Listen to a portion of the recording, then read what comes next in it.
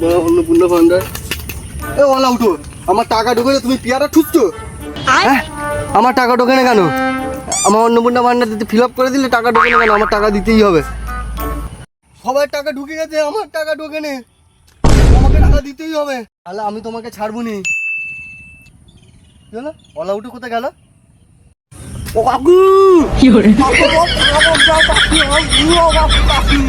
আমাকে ক্ষমা করে দাও।